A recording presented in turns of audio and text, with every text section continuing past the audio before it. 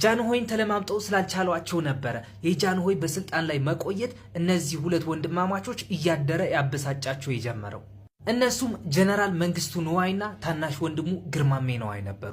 እናም እዚህ ፓርት ላይ ልብ ብላችሁ እንድታደምጡኝ ይፈልጋሉ። የክቡር ዘበኛ ዋና አዛዥ የነበረው ጀነራል መንግስቱና ግርማሜ ነዋይ ጃንሆይ ከስልጣናቸው ሳይወርዱ የለውጥ መንገድ እናሳያችሁ የሚል እቅዳቸው እንዴት ከሽፎ ወደ መፈንቅለ መንግስት ተቀየረ። ግርማሜ ነዋይ እንደተመረቀ ወዲያውን በመንግስት ስራ ተሰማርቶ ለሀገሪቷ ለመቆርቆር ነበር ሐሳቡ። ግን መንግስት ማለት ደግሞ ጃንሆይ ይህንን ባህሪውን አልወደደለትም። እናም ከሳቸውን ማራቅ ስለፈለጉ የጅጅጋ ከተማ አስተዳዳሪ አድርገው ይሾሙታል። ግርማሜ ደግሞ ወደ ጅጅጋ እንደሄደ እዛ ከተማ ውስጥ ፍትሃዊ አስተዳደር መሞከር ያደረገው ከተማው ማለት ነው። ሶማል በነበረበት ወቅትም ሀገሪቷን ለመቀየር ሁነኛ ሚና ተጫውተዋል ይባላል። ግን ደግሞ መልሰው ጃንሆይ በዚህ ስራው ጣልቃ እየገቡ ማደነቃቀፍ ጀመሩ።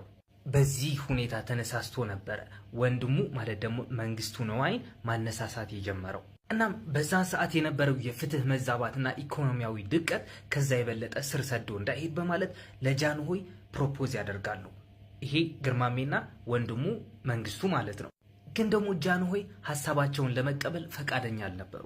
እናም ይህ መፈንቅለ መንግስት የሚለውን ሲስተም እየዘረጉ እያለ ነበረ ጃንሆይ ከምዕራብ አፍሪካ ወደ ጀነራል መንግስቱ የሆነ መልእክት የላኩት ስለ ግርማሜ ነዋይ። መልእክቱ የተላከው በጃንሆይ በራሳቸው የእጅ ጽሑፍ በህዳር 29 1953 ነበረ። መልእክቱ የተላከው ቀጥታ ወደ ጀነራል መንግስቱ ሲሆን ስለ ወንድሙ ግርማሜ ነዋይ የሚያወራ ነበረ። ከነበረበት ፖዚሽን ሪሙቭ የሚያደርግ መልእክት ነበር። እናም እነዚህ ሁለት ወንድማማቾች ሳንቀደም እንቅደም በሚል ነበረ መፈንቅለ መንግስቱን ካለ ሰዓቱ እንዲጫር ያደረጉት። የደህንነት ሹሙ አቶ ወርቅነህ ገበየውና የፖሊስ ኮሚሽነር ዋና አዛዥ አቶ ጽጌ ዲቡ ደግሞ የነዛ ሁለት ወንድማማቾች ዋና ተባባሪ ነበሩ። ወርቅነህ ገበየው ለጃንሆይ ጆሮ በጣም ቅርብ የነበረ ሰው ነው። ግን እንዴት መሰላችሁ? ጃንሆይ ወርቅነህን እንደ ህፃን ነበር የሚያዩት። ደጅ እንዲጠና ብለው በጠዋት ጠርተውት በማታ ነበር የሚያስተናግዱት። ወርቅነህ ማለት ኢትዮጵያ ውስጥ ከነበረው ሀያላን ሰዎች መሃል አንዱ ነበረ። ቴዎድሮስ እጃችንን መስጠት አላስተማረንም በማለት ነበረ ሽጉጡን ያደረገው።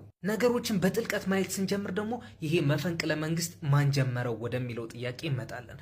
እሱ ደግሞ ሐሳቡን ያመነጨው ግርማሜ ነዋይ ነበር። ግርማሜ ማለት የመንግስቱ የ8 ዓመት ታናሽ ወንድም ነው። እነዚህ ሁለት ወንድማማቾች ቅርበታቸው ምን ያክል ነበረ? ይሄውላችሁ አባታቸው አለቃ ነዋይ ከሞቱ ከ2 ወር በኋላ ማለት ደግሞ በ1951 ዓመተ ምህረት በአንድ ድንኳን በአንድ ድግስ ነበር ያገቡት። ጀነራል መንግስቱ ከወይዘሪት ከፋይ፣ ግርማሜ ደግሞ ከወይዘሪት አያልነሽ ጋር